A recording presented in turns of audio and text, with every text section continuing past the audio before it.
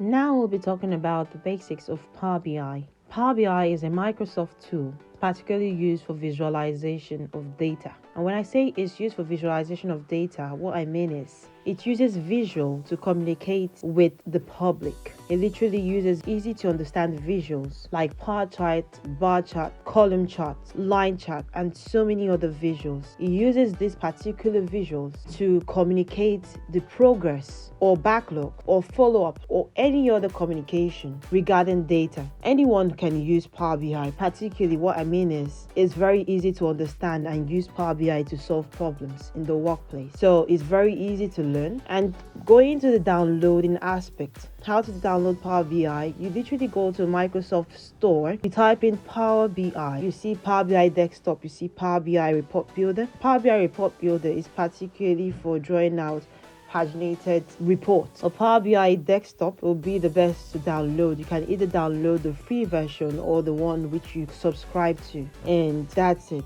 You can also install Power BI by going to your browser, typing in Power BI installation. You browse for it. You open up through the Microsoft's website and then click download.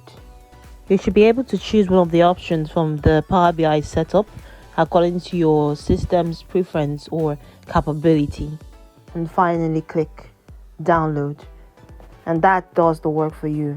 You just need to select exactly where you need to save this particular file, and that's it. In the next class, we'll particularly be going into more details regarding Power BI, how to use it to solve problems, and enjoy it. If you haven't subscribed, please subscribe so you can stay up to date with all of my posts. And if you've subscribed, thank you.